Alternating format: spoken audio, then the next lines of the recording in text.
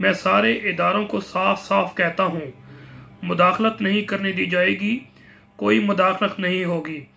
इदारों और supreme court के दरमियान एक आग की दीवार बनाएंगे ताकि कोई मुदाखलत का तसव्वुर भी ना कर सके।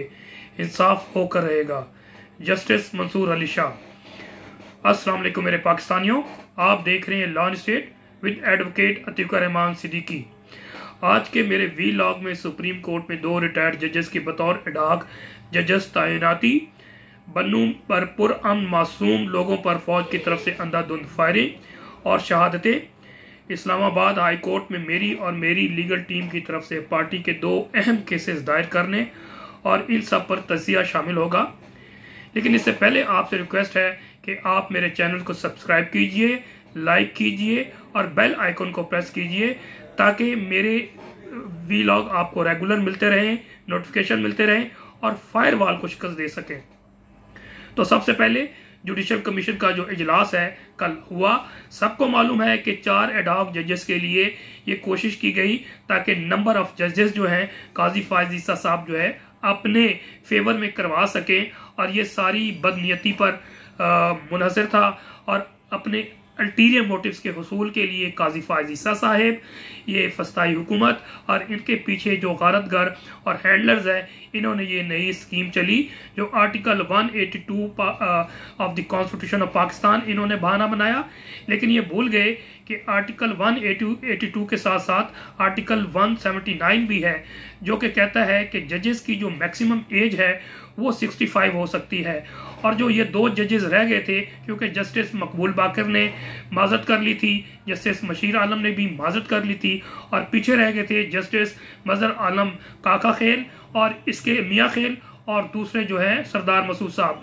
सरदार मसूद साहब की भी 65 ईयर से ज़्यादा एज थी, और सेकंड जो कि मियाँ खेल साहब की, उनकी उम्र जो है इस वक्त 67 ईयर्स है। तो मैं समझता हूँ ये जो फैसला है ये गैर आईनी है और गैर कानूनी है। अगर इसको हम 176 में देखें तो उसमें भी जो है जजेस की तादाद का जिक्र है कि there will be only chief justice of Pakistan, और बाकी इतने जजेस होंगे जो कि एक्ट ऑफ पार्लियामेंट डिसाइड करेगी। अब एक्ट ऑफ पार्लियामेंट बना है वो 1997 का है, appointment of the supreme court जजेस एक्ट 1997। उसमें जो total number of supreme court की तादाद है वो है 17। तो 17 से ज़्यादा ये भी नहीं हो सकती। फिर एक जजमेंट आई हुई है जो सिंध हाई कोर्ट की है, वो गालमन PLD 2009 सुप्रीम कोर्ट 579 पेज है और पैराग्राफ 125 है, उसमें सारा क्लियर है। फिर इसके अलावा वायलेशन ऑफ अल जिहाद ट्रस्ट भी है। तो इतनी ज़्यादा इन्होंने इलीगैलिटीज़, अनकॉन्स्टिट्यूशनल एक्टिविटीज़ की हैं। मैं समझता हूँ ये कॉन्टेम्प्ट भी होती है, और हम जैसे वकला को, और मैं इसमें सीरियसली सोच रहा हूँ कि we need to file writ petition, because ये एडमिनिस्ट्रेटिव ऑर्डर है और ये अनकॉन्स्टिट्यूशनल ऑर्डर है। तो इंशाल्लाह इसको चैलेंज भी करेंगे। और मेरी इतला के मुताबिक जो 2 जजेस की अपॉइंटमेंट उन्होंने की है, तो जस्टिस मजहर आलम मियाँ खेल है, उन्होंने भी माजरत कर ली है। तो रह गए 1 जज। तो रिक्वेस्ट मेरी सरदार मसूद साहब से भी हो, जो आपने माजी में करना है बस कर दें सरदार साहब आप, वरना झगड़साई तो मजीद होगी। लेकिन यकीन जानिए कि आप सड़कों पे और बाज़ारों में मुश्किल होगा आपका निकलना, क्योंकि 24 करोड़ आवाम को मालूम है कि ये सारी फस्ताई ताकतों की चालें हैं, और सुप्रीम कोर्ट को जो है वो एज ए टूल इस्तेमाल करके पाकिस्तान को तबाह व बर्बाद करना चाहेंगे। तो मेरी रिक्वेस्ट होगी कि ऐसा ना करें। अब एक और ख़बर भी है कि आपको मालूम है कि अभी रिजर्व सीट्स के हवाले से 15 डेज 9 तारीख को फैसला आया था रिजर्व सीट्स के हवाले से full bench of supreme court of Pakistan का। उस हवाले से 15 दिनों में जमा करवाने थे एफिडेविट्स, वो पाकिस्तान तहरीक इंसाफ के जो MNAs हैं और MPAs हैं, उन्होंने एफिडेविट्स जमा करवा दिए हैं। और कल की बात है कि जनाब कोशिश की गई थी कि जो रिव्यू पिटीशन फाइल की थी रिजर्व सीट्स के हवाले से, उसको चैलेंज किया गया था। जो supreme court practice and procedure act जो आया 2023, उसमें अब चीफ जस्टिस डिसाइड नहीं करता फिक्स करने के लिए, बल्कि 3 जो सीनियर तरीन जजेस हैं सुप्रीम कोर्ट के, उन्होंने फैसला करना था। काजी फायज के बाद मंसूर अली शाह और फिर मुनीब अख्तर साहब हैं। उन्होंने कहा कि जनाब छुट्टियां हो चुकी हैं, ये रीज़न बताई है, और सबसे पहले ये कि यही 13 जजेस सुनेंगे, और सेकंड ये छुट्टियां हैं, जजेस मुख्तलिफ जगह पे जा चुके हैं, इसलिए फुल बेंच अवेलेबल नहीं है। तो 2 महीने बाद इसको हम फिक्स करेंगे। और फिर हुकूमत ने फिर भी कोशिश की कि किसी तरह ये मखसूस की नशिस्तों को अभी तक इलेक्शन कमीशन को प्रेशर डाल के हम लिंगर ऑन करें। लेकिन कल मेरा ख्याल है कि इलेक्शन कमीशन ऑफ पाकिस्तान को भी पता था कि अगर इन्होंने लिंगर ऑन किया तो इसके कॉन्सिक्वेंस बहुत ख़तरनाक हो गए, क्योंकि इस रिजर्व सीट्स में इतने बेहतरीन फैसला किया गया और उसमें जो लिखा गया है कि जनाब कोई कोड बैठाने की ज़रूरत नहीं है। अगर वो in letter and dispute election commission of Pakistan या कोई रोड़ा आता है हमारे इस फैसले को इम्प्लीमेंट करने में, तो आप इन चैम्बर आके ये कंप्लेंट कर सकते हैं। तो कल की जो प्रेस रिलीज जारी हुई है जिसमें मुख्तसर ये बता रहा हूँ कि इलेक्शन कमीशन पाकिस्तान ने कहा हमें कोई इतराज़ नहीं है, हम इस पर इम्प्लीमेंट करने जा रहे हैं। और मज़े की बात एक और चीज़ जो बहुत इंपॉर्टेंट है वो ये है कि काजी फायज़ ईसा ने जिस तरह से पाकिस्तानियों के मैंडेट को मजाक उड़ाया और बल्ले को छीना गया, और फिर रिजर्व सीट्स में वो जनाब फरमा रहे हैं कि जनाब मेरी बात को या हमारे फैसले को मिस इंटरप्रेट किया इलेक्शन कमीशन ऑफ पाकिस्तान ने, जबकि हमने पाकिस्तान तहरीक इंसाफ को बैन नहीं किया था। यानी कि सियासी जमात मौजूद थी और सियासी जमात के तौर पर लड़ सकती थी। और फिर ये चीज़ बाकी 11 जजेस ने तो रिजर्व सीट्स के फैसला किया ही फेवर में, लेकिन इन जजेस ने भी पाकिस्तान तहरीक इंसाफ को एक एंटिटी माना और ये कहा कि जनाब ये इलेक्शन कमीशन ऑफ पाकिस्तान की गलती थी। और कल के प्रेस रिलीज में इलेक्शन कमीशन ऑफ पाकिस्तान ने बिल्कुल इनकार कर दिया और इन्होंने कहा हमने बिल्कुल मिस इंटरप्रेट नहीं किया।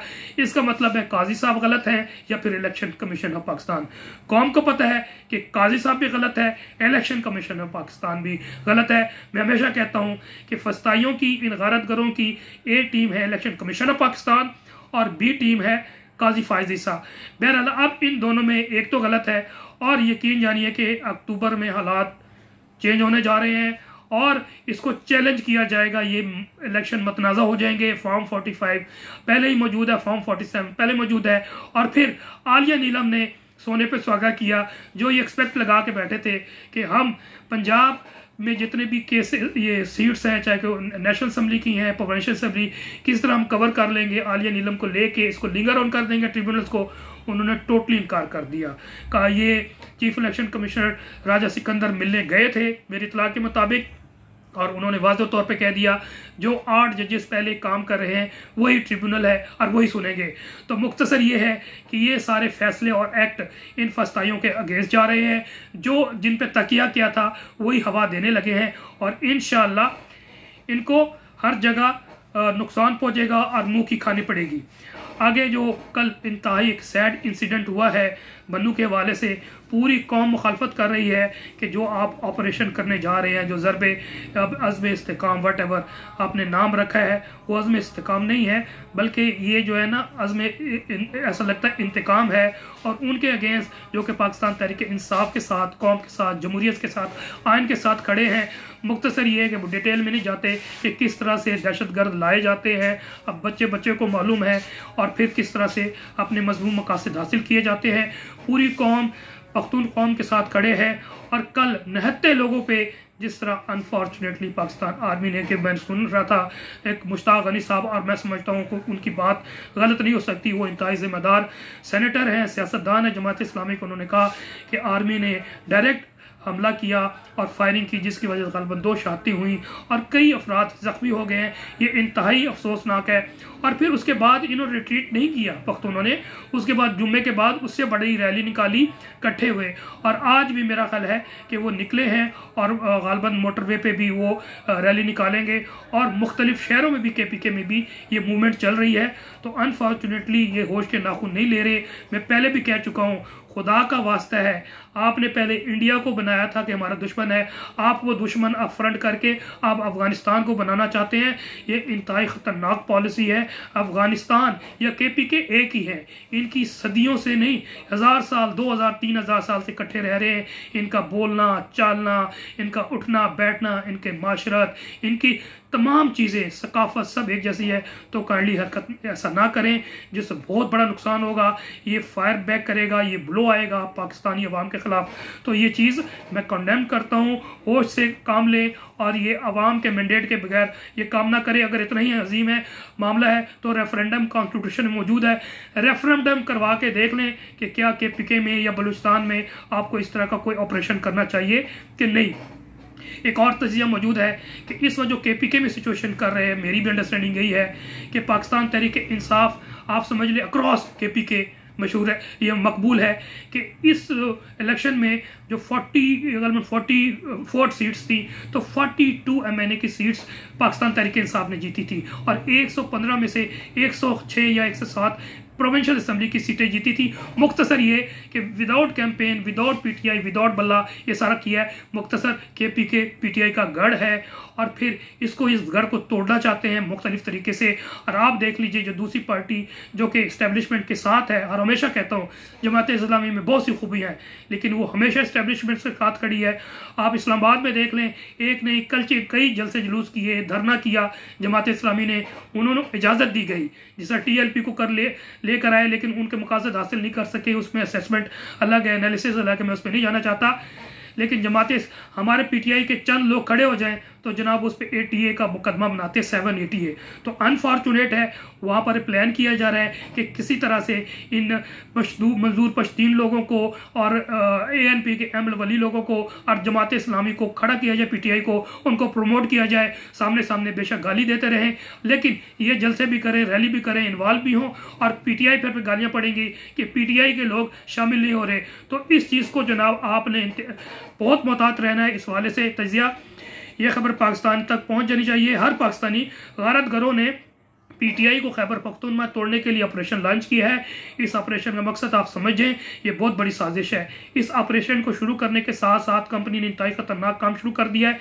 PTI चूंकि KPK में इंतहाई मजबूत है, इनके पास पार्टी को तोड़ने के लिए सिर्फ ये काम रह गया कि पख्तून पर ऑपरेशन जुल्म व तशद्दुद करके पूरी पख्तूनख्वा को पाकिस्तान से बज़न करके वहाँ के कौम परस्त पार्टियों को ही लाया जाए ताकि इमरान खान के बजाय मंजूर पश्तीन अमल वली खान हमारे शुरू करें। आप गौर किया होगा कि कुछ दिनों से अमल वली खान मुसलसल जर्नैलों पर खुलकर तनकीद कर रहा है लेकिन इसे कंपनी की कुछ नहीं कहती। इतनी तनकीद अगर PTI का कोई वर्कर अब तक 200 मुकदमात कायम हो चुके होते नहीं हो चुके, क्योंकि अमल वली को और मंजूर पश्तीन को PTI को तोड़ने का टास्क दिया गया और मैं समझता हूँ जमात इस्लामी भी इसमें शामिल है। पख्तूनख्वा के पख्तूनों को पाकिस्तान से बज़द करके कौम से परस्ती के भेंट चढ़ाकर PTI को ख़त्म करने का मुकम्मल टास्क दिया गया। पख्तून नौजवानों से दरख्वास्त है कि इन कौम परस्तों से दूर रहें। ये गैरत घर के ही लोग हैं, ये जो बाइडन के पॉलिसी पर अमल कर रहे हैं सिर्फ PTI को ही सपोर्ट करें।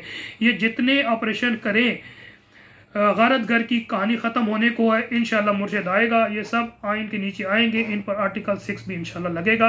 बाकी कल मैंने और मेरी लीगल टीम ने 2 PTI के अहम केसेस फाइल किए हैं और यहाँ इस्लामाबाद से 5 जुलाई को पाकिस्तान PTI वर्कर रिजवान अहमद को और उनके भाई नुमान अहमद को एक्सप्रेस वे से अगवा किया गया था लेकिन अभी तक उनके वेयर अबाउट नहीं है। पहले जो हैबियस पिटीशन फाइल की थी वो हमारे एक और दोस्त ने किया था लेकिन उसमें उन्होंने टेक्निकल फॉल्ट किया था जिसकी वजह से फिर ये ड्यूटी असाइन हुई है मुझे और मेरी लीगल टीम को। उसमें हमने फाइल किया habeas petition read with article 199 जो कि मंडे को फिक्स है। इसके अलावा एक हमारे माइनॉरिटी विंग के लालचंद प्रेसिडेंट हैं, वो मिलना चाहते थे इमरान खान साहब से लेकिन इनके फोकल पर्सन उन्होंने शायद ज़्यादा कोऑपरेट नहीं किया। तो मुख्तसर ये है कि फिर मैंने रिट फाइल की और ऑब्जेक्शन भी था लेकिन ऑब्जेक्शन का रिमूव करवाया बहस के दौरान के जनाब ये कानूनी हक बनता है। 167 जो सेक्शन है